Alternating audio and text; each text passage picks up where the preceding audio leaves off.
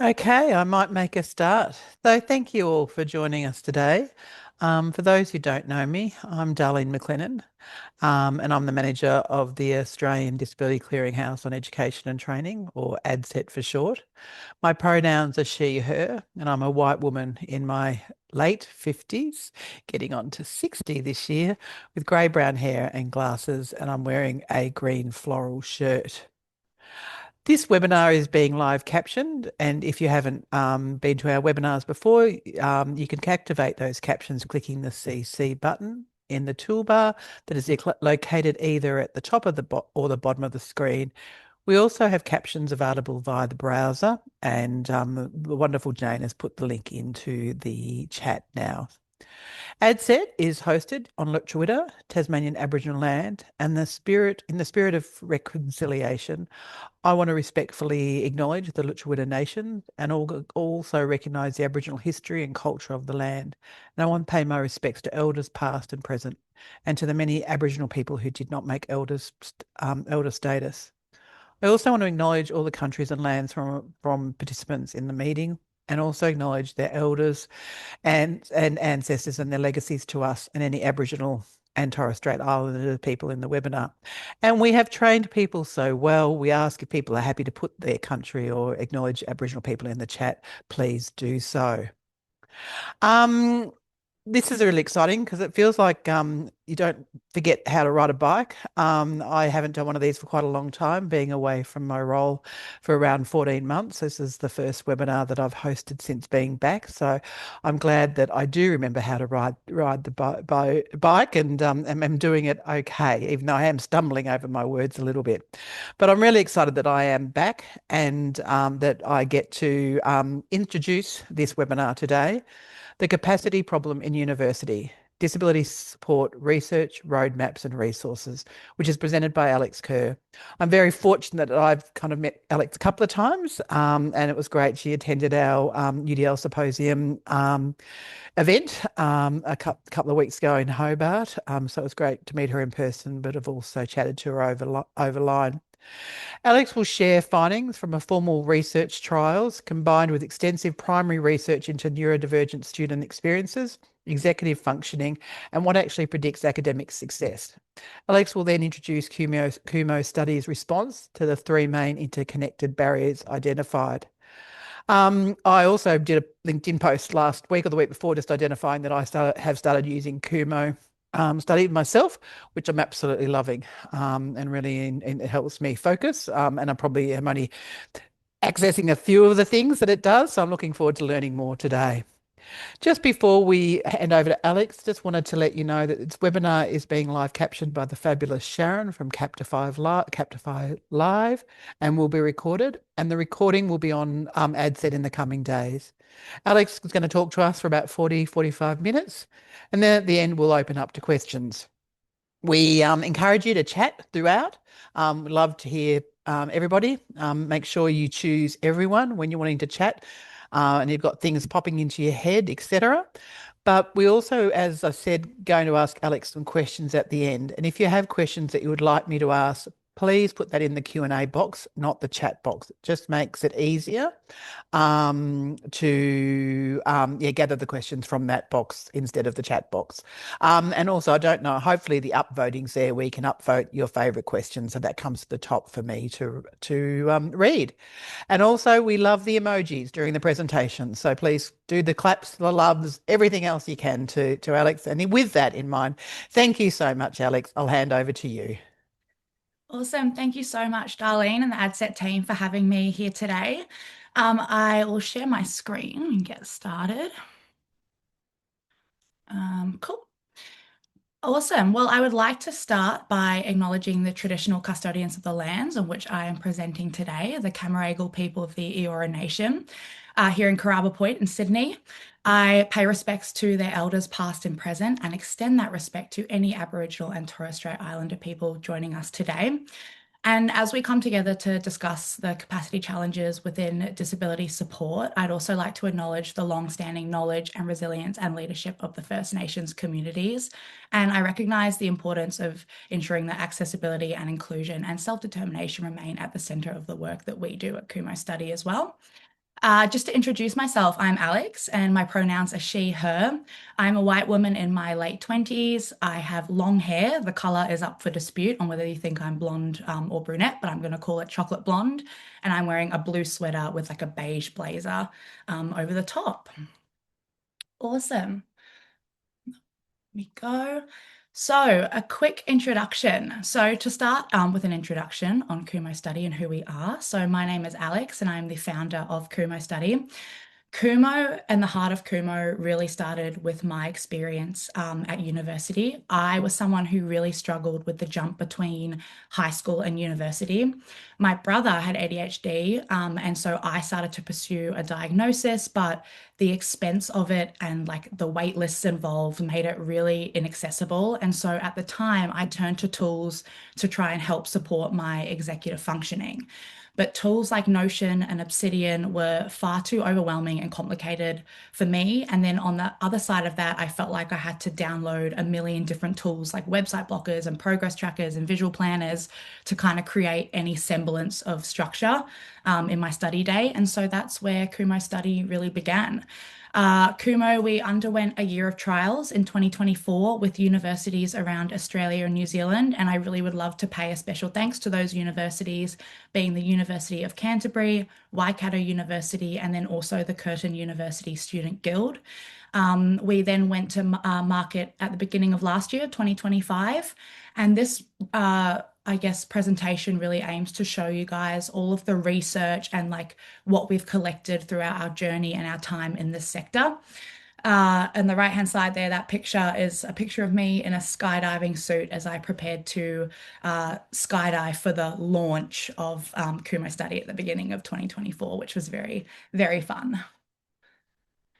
So today, I want to make it clear this session isn't so much a sales pitch. I know I've reached out to a lot of you guys as a business before, and obviously we do want to sell Kumo. However, this session is a lot more of an opportunity to cover kind of the research that we've conducted over the past 2.5 years and the patterns that we're really seeing emerge in inclusive education. As an early stage business and as an ed tech business, we really sit at that intersection of kind of the student experience, the advisor experience, the technology industry, AI, data governance, and all of those things, and having that outside perspective across the board of, yeah, kind of what is changing and the conversations that are being had. And so we'll just dive into what we're kind of seeing through the research, just not only from a market perspective, but also from the students themselves and the patterns that we're really seeing emerging because of these things. And we also would love to offer kind of a practical path that we see could work moving forward, and what this could look like, I guess, in the new age of like technology.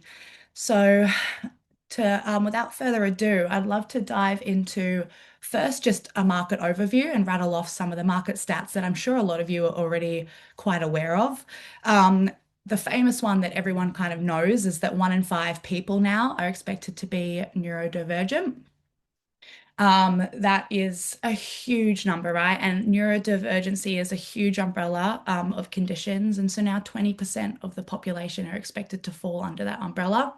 We also have the Deloitte 2023 Gen Z and Millennial Survey statistic, which found that 53% of Gen Z self-identify as neurodivergent, right? So there's huge behavioral change coming through with Gen Z going into tertiary education. And this is putting a lot of pressure on personalized learning and support services at university. Huge increases in ADHD diagnosis rates, especially since kind of COVID-19, which, you know, we've heard from a lot of your departments that you are very much experiencing. And then neurodivergent students as well have had the biggest increase in tertiary education enrollments than any other cohort, yet their failure and dropout rates still remain amongst the highest, right? So we're really in the midst of a truly generational shift in who is sitting in your intake meetings. The caseload has changed, the expectation around support has changed, but the tools and the budgets and the processes haven't. And, you know, we really say at Kumo a lot that everyone is becoming a sample size of one, right? Which makes your role as accessibility advisors really expand into psychiatry, occupational therapy, IEP creation, project managers, assistant tech experts, counselors, operators, financial controllers, event managers. Like the the breadth of what you guys are having to look after within the disability services sector is just growing and growing. And it's something needs to change to be able to keep up with this demand. So in 2024, at the start of our journey, our main research started with digging up the kind of key problems that neurodivergent students primarily faced at university. And this was mainly students with ADHD and executive functioning challenges. We conducted hour-long user interviews with undergrad students that were registered with disability services around Australia and New Zealand. And as you can see on the slide, these main challenges that students faced, a lot of them have been, really are very well known, but just to read them through. So the first one is every time I got back to my disability services department, I would get a different advisor every time, and then I would have to catch up all over again, and I never felt like I got my accommodation. We had another one that said, I don't know what I need, and then I just felt like I'm wasting their time over someone who needs it more. So this student specifically had ADHD, and they felt like they weren't really worthy of getting accommodations and exam accommodations, and so never felt like they truly understood what they could get, I guess, during their time at university. We've get I forget there is help until last minute, which a lot of feedback from your departments yeah, aligns. We hear that one a lot. The next one is accommodations don't really help me. Like I don't actually need 10 extra minutes, but I just take it because that's all that's available. And then kind of in addition to that, we had another student say that exams aren't really my problem. It is more daily assessments or study that make me fall behind, and I don't think there is help for that. Um, so just kind of confusion around accommodations and kind of accessing that kind of daily support, executive functioning support during study is something that students found really challenging. And then lastly is the student was saying that the accessibility team was actually really, really helpful, but they were saying that the support stops there. So as soon as they leave that meeting, then the general kind of broader academic staff don't help them. They don't care about that student has an IEP or needs certain accommodations. So they're kind of a lot of the feedback points that students would give to us within these meetings. We also, midway through last year, sent out a survey with 100 to 139 students, and we asked just one question, and that was, what is your single biggest struggle when studying at university?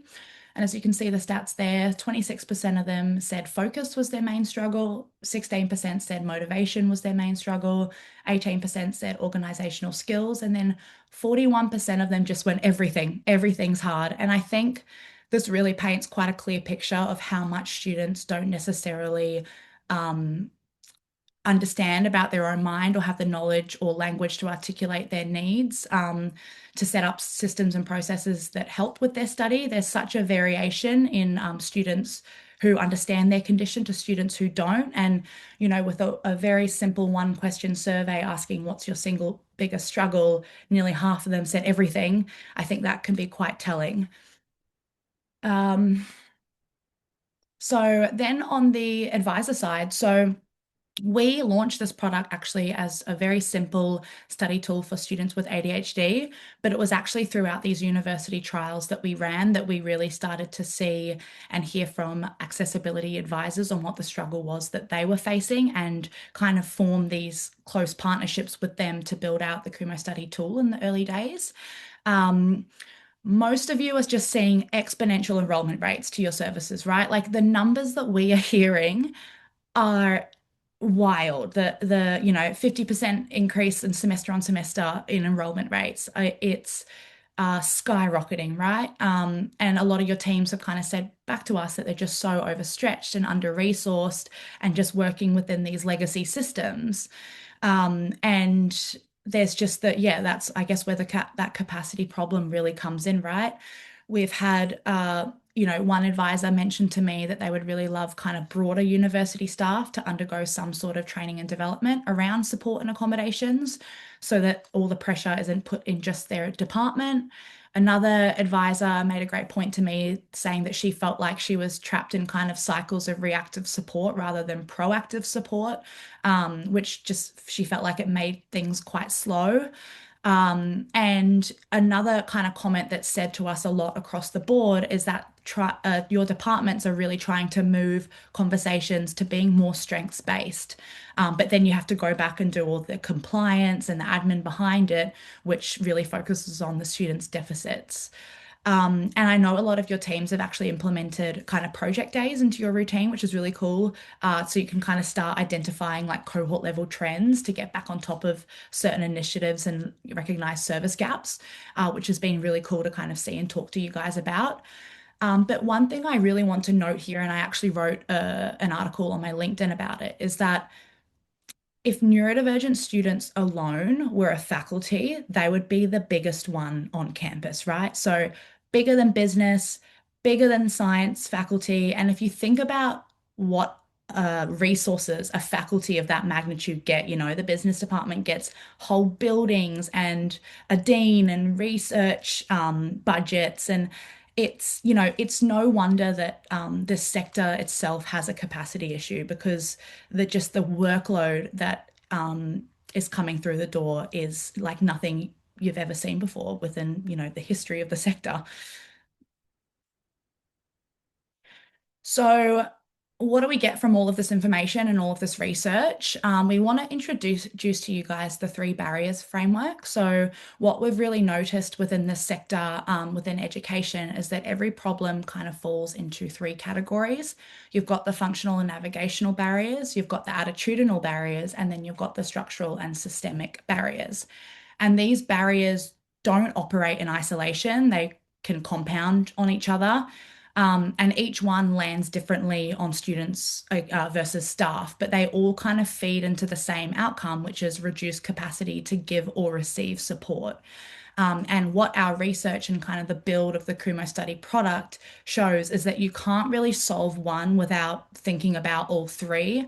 And there's also no obvious order of priority here, right? So, which I think is why the system can be stuck in such a loop because which one do you address first?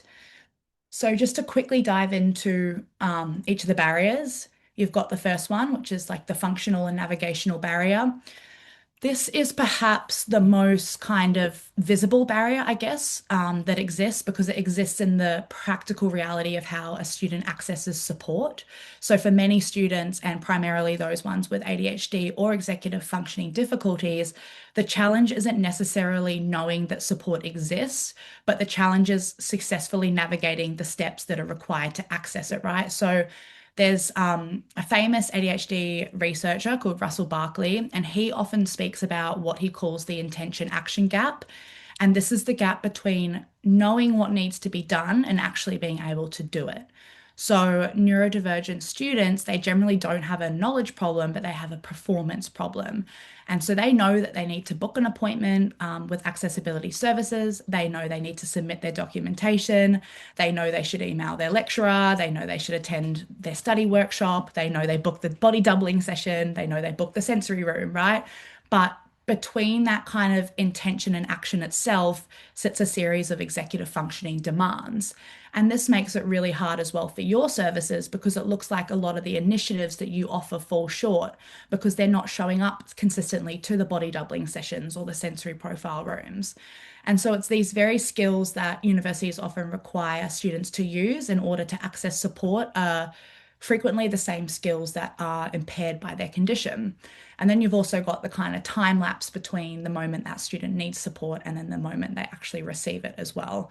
So this barrier really puts a lot of pressure on the whole kind of come to us model in accessibility and inclusive department support. And it puts a lot of strain on the kind of student advisor relationship as well. You guys, as advisors, I've heard commonly that you have to work kind of in seasons as well, right? You have so much demand around exam time or at the start of semester because students are constantly coming to you at breaking point. And so, yeah, this navigational barrier is something that it puts a lot of pressure on the system as itself.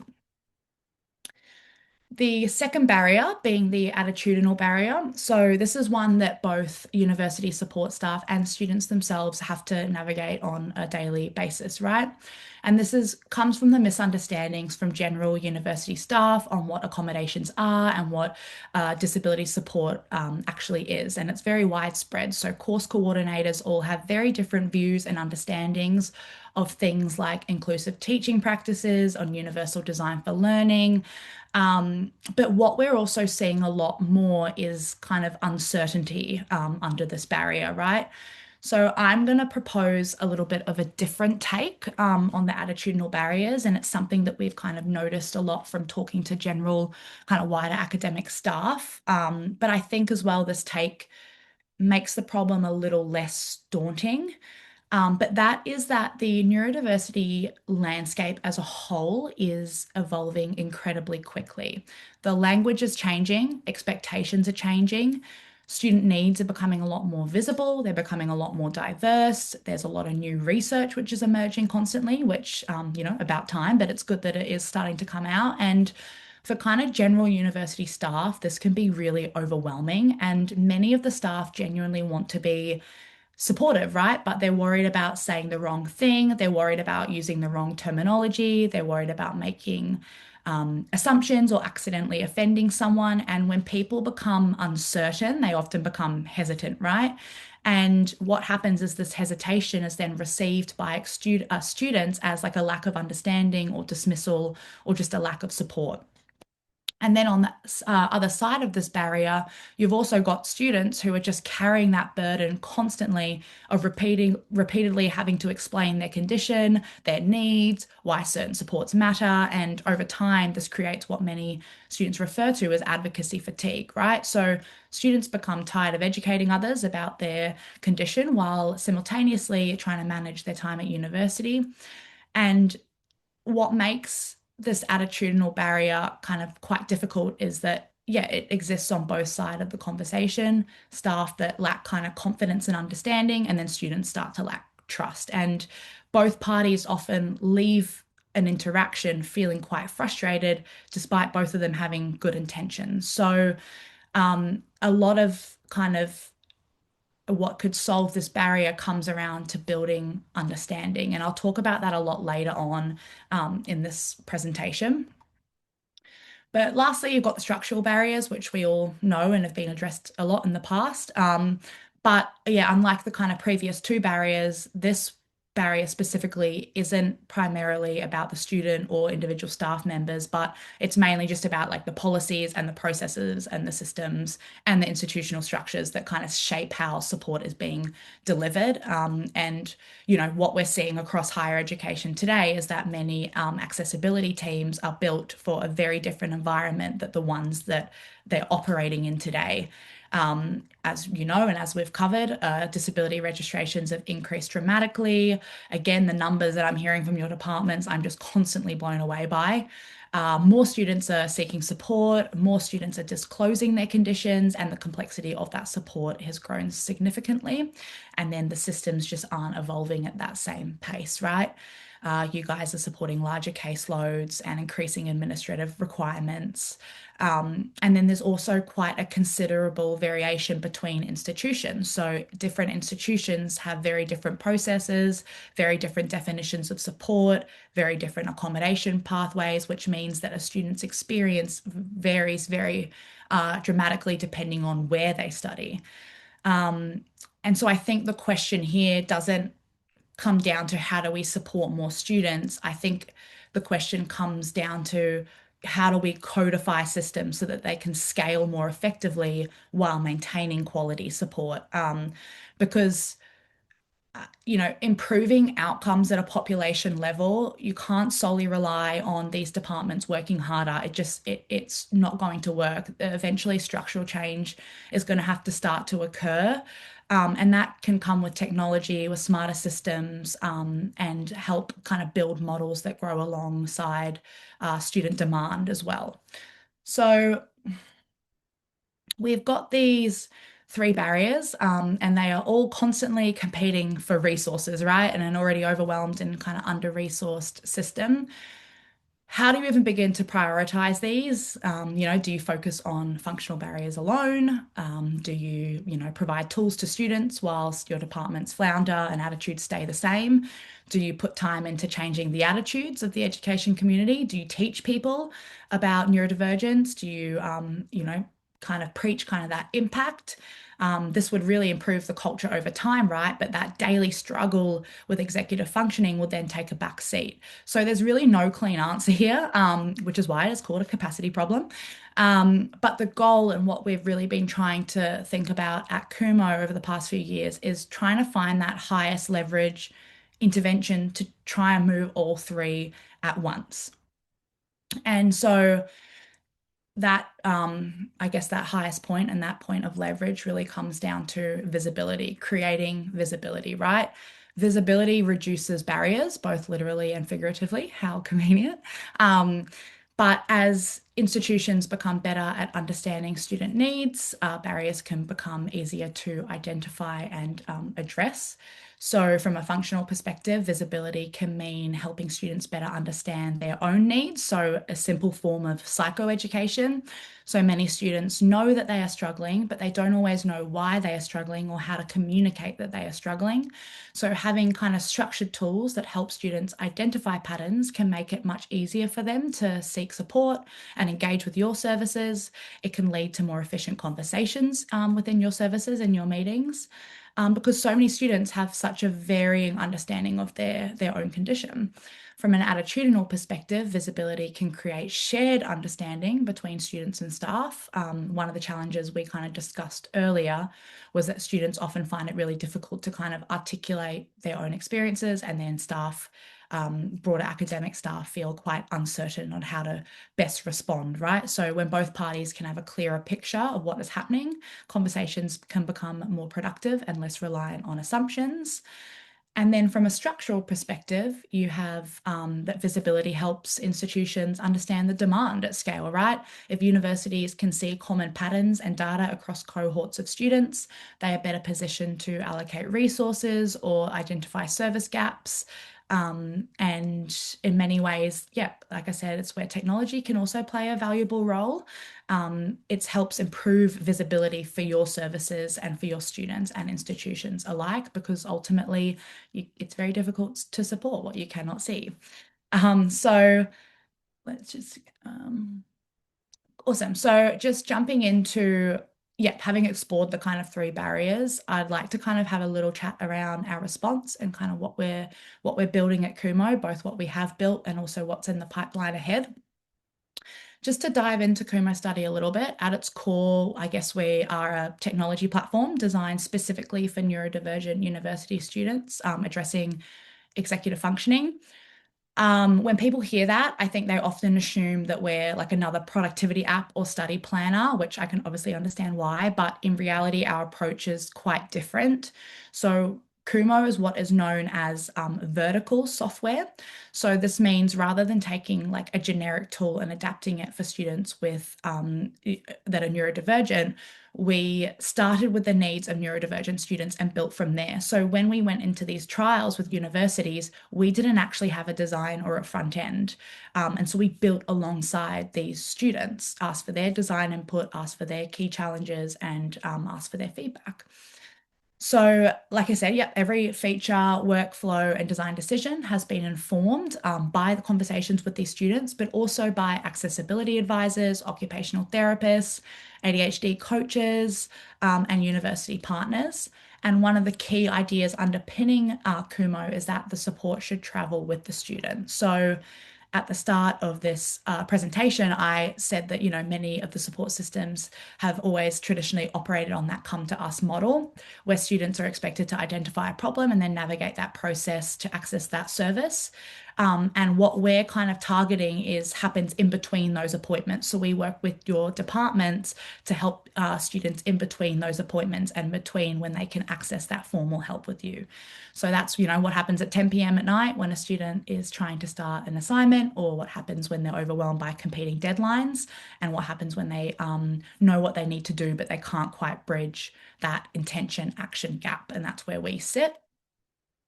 So to do that, we have centralized a suite of tools that many neurodivergent students are already trying to use independently, right? These are nothing new, these tools.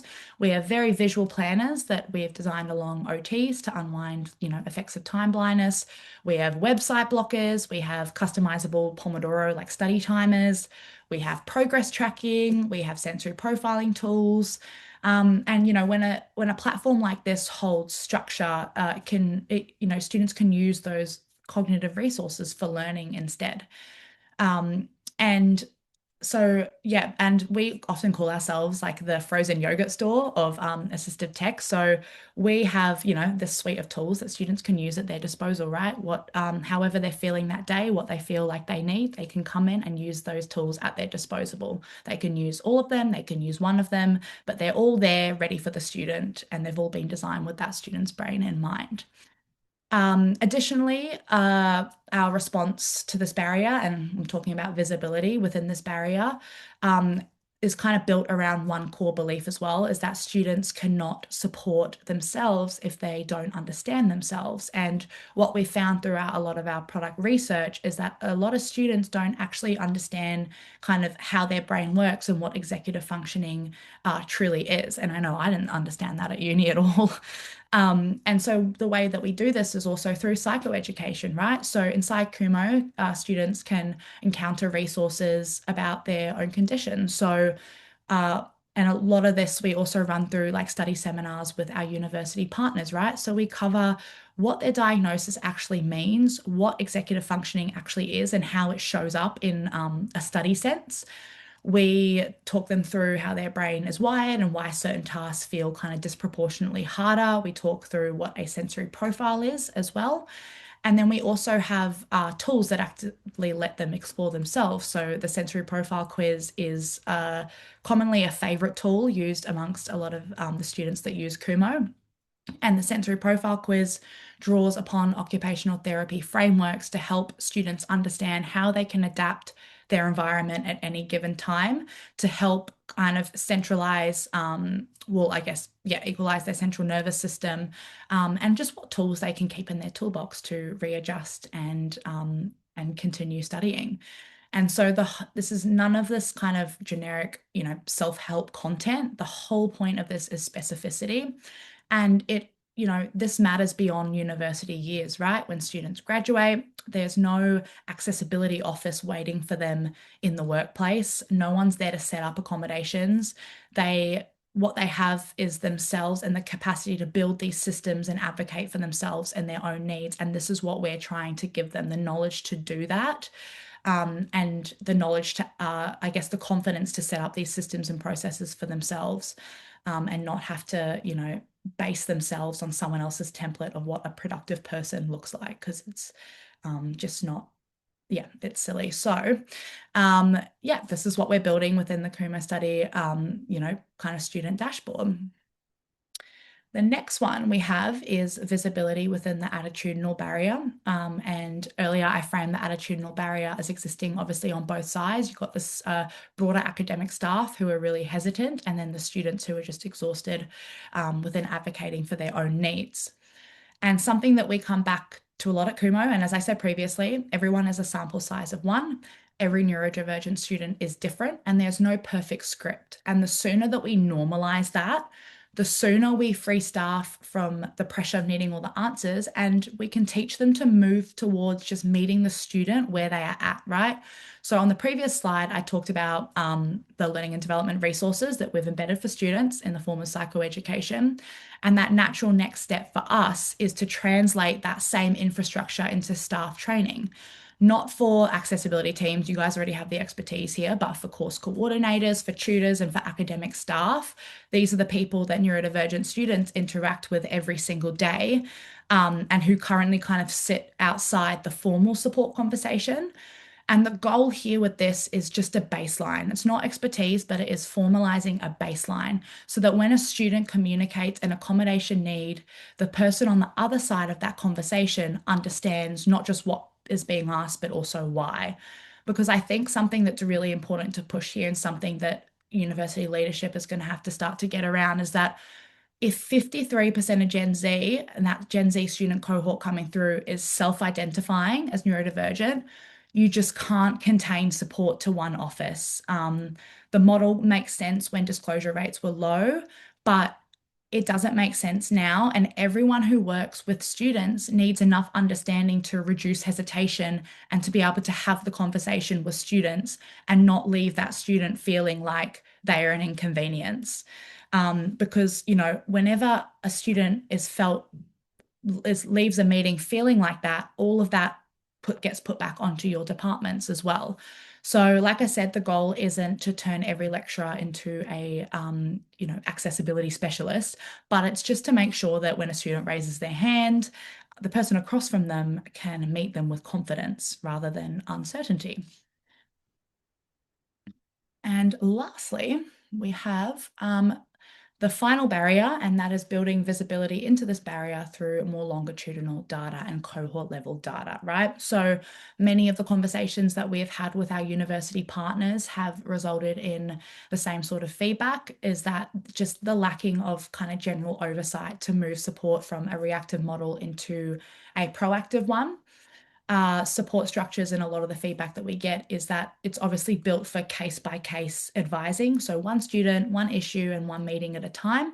And this model is really great and works at a small scale, but it does not scale. And so student numbers are growing exponentially, and the support models are causing you guys to just be extremely, extremely overwhelmed and under resourced. So that is what the Kumo Study Advisor Hub is really here to fix. It's in beta now, and a couple of our university partners are currently using it, which is really exciting. But the Advisor Hub gives accessibility advisors shared sensory profiles and a continuous record across the team. So it solves the most consistent pain point in our research, that student is getting a different advisor every time and having to re-explain their needs from the very beginning every single time that they ask for help. The Advisor Hub then displays a student sensory profile and preferred accommodations to staff members so that the conversations can just pick up where they left off, and also focus on the more strength-based conversations and what helps that student and what that student likes, rather than being, completely deficit and compliant focused. And then what's coming next from that beta of the Advisor Hub is that kind of cohort level reporting. For example, telling a team, that a meaningful share of their cohort is auditory sensitive or prefers morning exams, so that you can kind of start planning ahead of demand and not in response to it. So you can resource map and have those kind of proactive planning tools and behavioral metrics that work as lead indicators. Because the goal, I guess, is just to increase oversight and increase, those kind of that kind of data to help your department see trends and see what's happening within the cohort of students that you look after. So, been talking for a while now. Just to sum up, so yeah, the capacity problem and disability support services is the ability to kind of give or receive adequate support within university, given the three barriers that we have explored today. And building visibility into these three barriers will hopefully start to move the needle in the way that traditional support is given and allow accessibility departments to offer more kind of customized support at scale.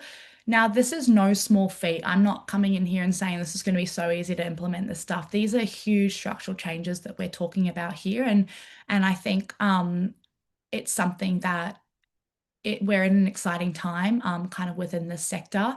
But it's been really interesting to kind of explore and report on the findings that we've seen and the feedback that we are getting from your teams.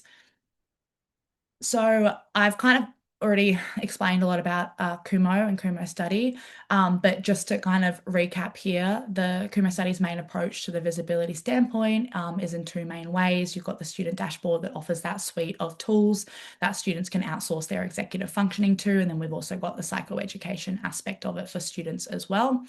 The suite of tools aims to also just make things a little more affordable for your departments when you do need to kind of supply a range of assistive text to a number of different conditions, but also it just allows the student not to have 50 different logins and 50 different passwords to access these tools, right? And that was a direct response to my experience at university and downloading a million different tools. So yeah, we've got here, progress tracking and the planner, the very visual planner. We've got, goal setting, Pomodoro timer, website blocking. We've got a research assistant that can just generate citations, things like that. We then also, like I said, just covering the Advisor Hub very quickly. It's like a behavioral data center of your student cohorts, collecting student sensory profiles and heat mapping of accommodations and allowing advisors to talk between themselves more transparently and have those kind of direct conversations on student accommodation needs. One thing that I do want to note about the Advisor Hub and the sharing of sensory profiles is that the sharing of these profiles is completely at the discretion and the autonomy of the student. So the student has a button on their Kumo dashboard that says, share this with my advisor. And so that gives them, or on the other hand, sorry, when your team wants to see a student's sensory profile, you can send them a notification that says, hey, we would love to see your sensory profile to talk about it in our upcoming meeting. Do you allow us to see it? So we really want to make sure, and I think a big thing with us at Kumo Study is that the students lead the way on what they're comfortable with sharing and the supports that they need. And so yeah, the sharing of that sensory profile and that data is at the discretion of the student. So just to finish up, I think, yep, about 35 minutes in. To finish up, I'd like to kind of, I guess, soundboard one kind of final request. Everything that you guys have seen today has been shaped by listening to students, has been shaped by listening to accessibility advisors and professionals and occupational therapists and institutions alike. And the reason that we've ended up where we are isn't actually because we've had all the answers, right? It's because we've built alongside the people doing this work every day. We are so, so thankful as a business that our university partners have allowed us to have such an intimate relationship and to ask questions and soundboard and just build those relationships as well with the students. So as we move into the next kind of stage of Kumo, we're establishing a customer advisory board, and we'd love to invite some of you or those of you who are interested to be a part of it, right? So this isn't just like a quarterly feedback session, but it's an opportunity to kind of genuinely influence the direction of the platform itself, help prioritize features, really challenge our thinking as well, and identify emerging problems. We, yeah, really want your teams to have real input into the future of this product, but also having like actual skin in the game, right? So real influence for equity within this advisory board. And it's a way for yeah, I guess us to all work together to change the way that support is delivered across the sector. So if you have been thinking, I guess, throughout this webinar, like I wish, this tool had this feature, or they should think about doing something like this instead, then we'd really love to hear from you. Our goal isn't to just build a software, right? It's to work alongside you guys in the sector to create these tools that increase capacity and improve student outcomes. And so if you are interested at all, or you're just wanting to kind of have an introductory conversation about it, please reach out to me after kind of today's session. I think my email is on the next slide. Yes, my email is on this slide here, alexandra@kumostudy.com. We'd love to kind of have a conversation with you and value your perspective and yeah, have those kind of conversations on, where to next, I guess. So thank you guys, and thank you everyone so much for tuning in today. It's been great to kind of share the past, 2 and a bit years. It's gone so quickly of Kumo Study, but excited for the years ahead as well. Fabulous. Thank you, Alex. That was great. It was great to hear more about how it's growing and changing and the potential of it. We've actually had a few questions in the Q&A, so I encourage everybody, if you have a question, to add that to the Q&A box. I'm just trying to bring it over to this screen, so I'm not looking to the side. So just at the beginning of the presentation, someone asked, and they did apologise if they missed it, was how many of the 39 responded to the survey? How many students were interviewed, and how many of the 39 responded to the survey? 130. So we sent it out to a cohort. There was around 200 students, and then 139 of them responded. Yep, fabulous. How can universities work within the neurodiversity paradigm? That is, neurodiversity not as a disability, but a way of being human.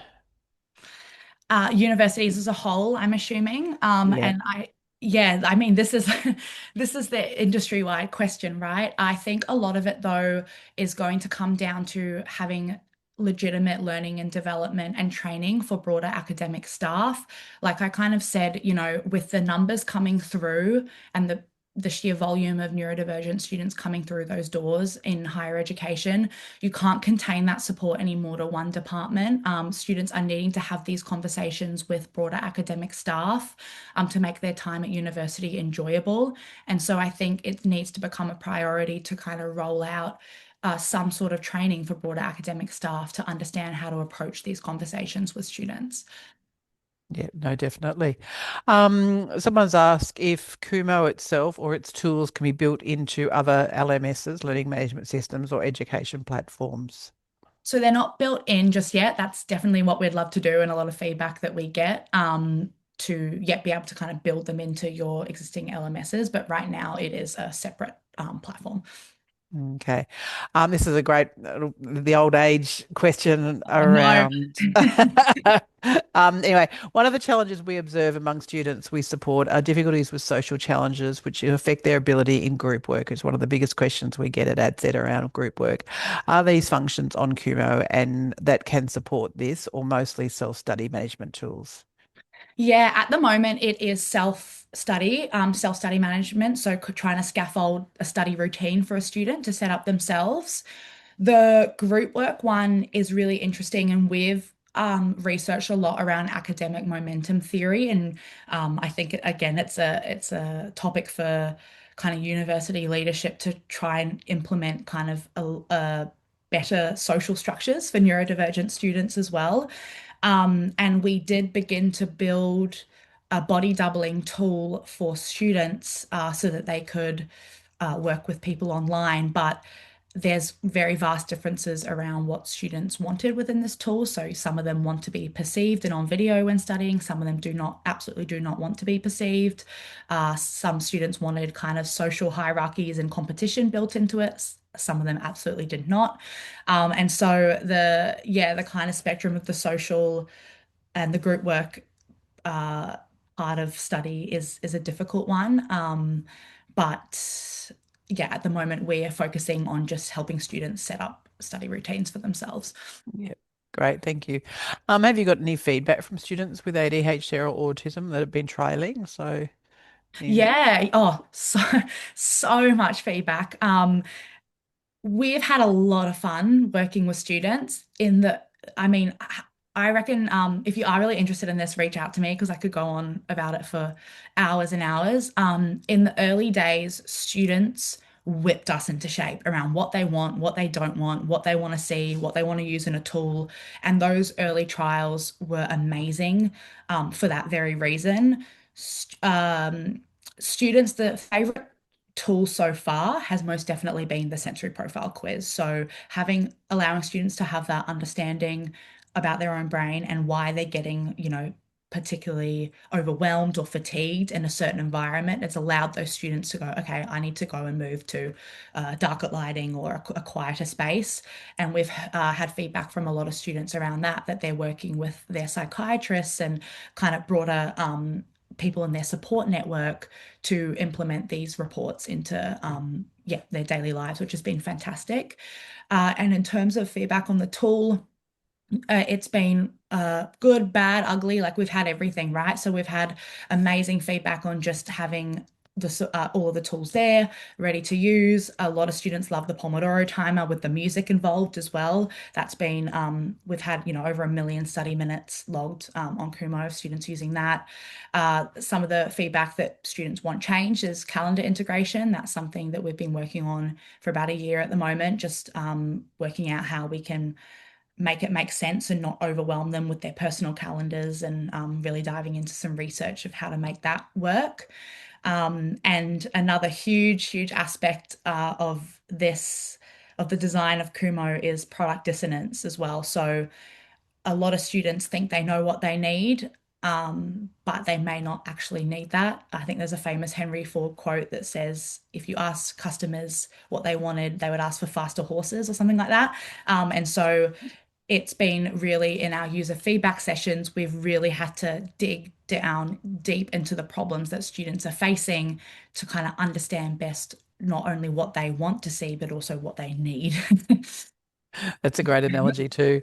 And going back to my favorite one is yeah, the sound for the study, and it feels like the dog, what is it, Pablo's dog or whatever, with the Tinkerbell or whatever.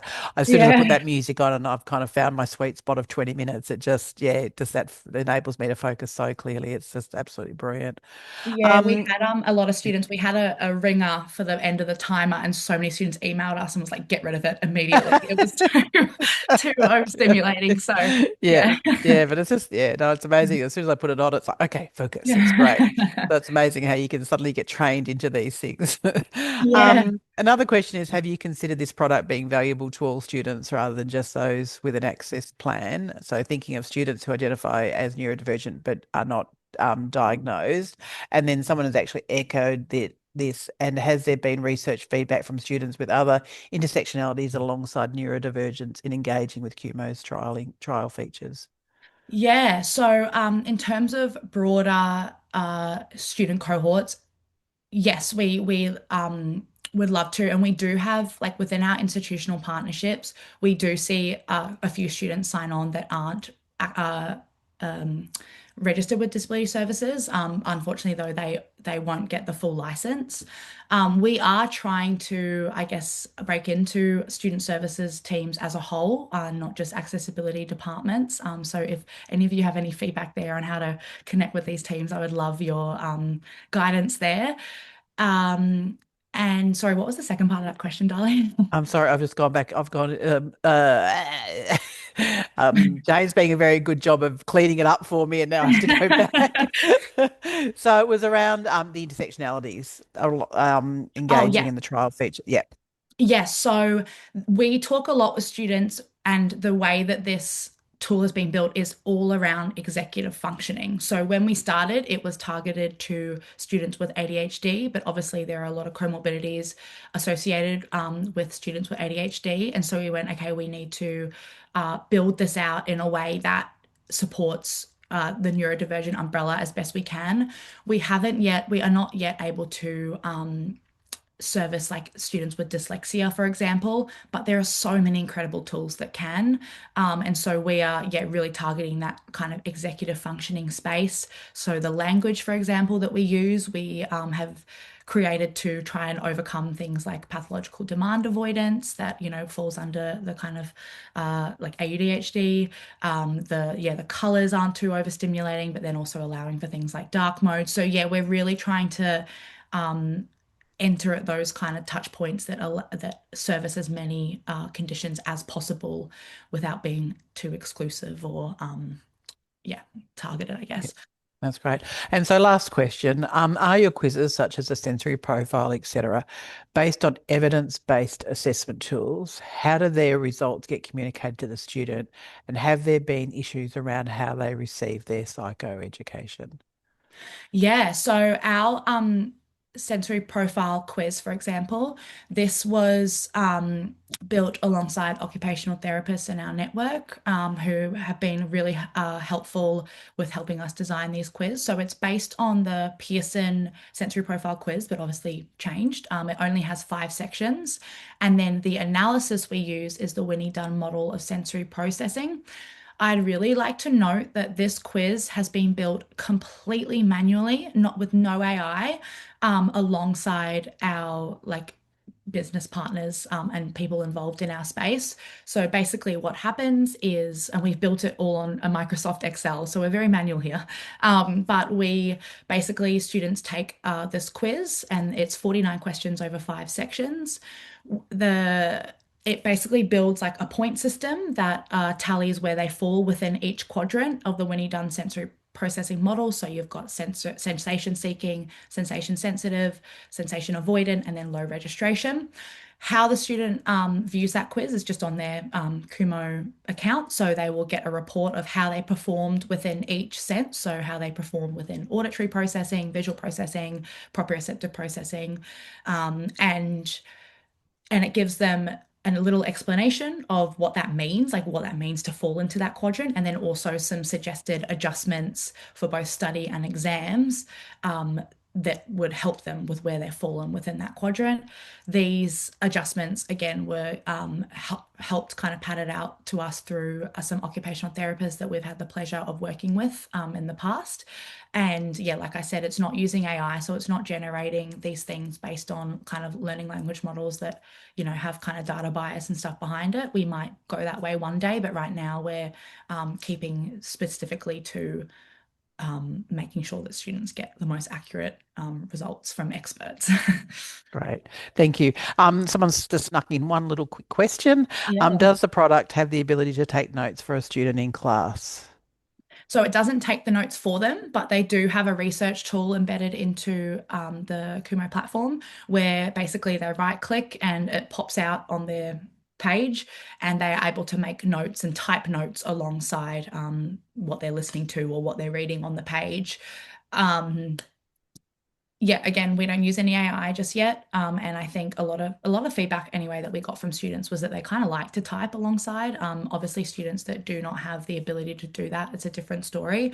But yeah, at the moment, it's just typing notes alongside what they're listening to, and it's saved Excellent. back to their dashboard. Yeah. That's great. It's actually a good segue to our next webinar, which is Genio's Journey Towards Universal Design for Learning. So this Yeah, exactly. That webinar, Genius is so great. yeah, Yeah. yeah. So that's happening on Thursday, the 6th of August, 1 to 2 p.m. The team will put a link into the URL to register for that. It'll showcase Genio's latest UDL features grounded in learning science, including multiple modes of notes, entry, yeah. So, and the AI enhanced features. So that's exciting. So, Alex, thank you so much. We got some lovely feedback and yeah, lovely. And we'll send you the chats and so forth to say well done. And it's Yeah. exciting and great.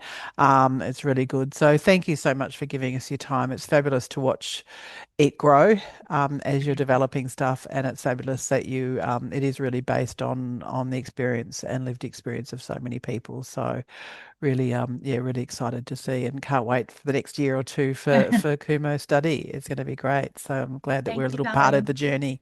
Thanks All everyone right. for tuning in. Yeah, take care, everybody. We will be putting a link into our survey. We encourage you to provide us feedback if on our webinar, provide any other ideas on webinars you might want in the future. And what else am I forgetting now that I'm remembering? Oh, and if you'd like to sign up to our newsletter, which I think Jane has put in, so to keep abreast of everything we're doing. So thank you, team. So thank you, the AdSet team in the back end. Thank you to Sharon. So I get the captioner, and Alex and everybody for joining us. You have a great day, everybody. Take care. Bye.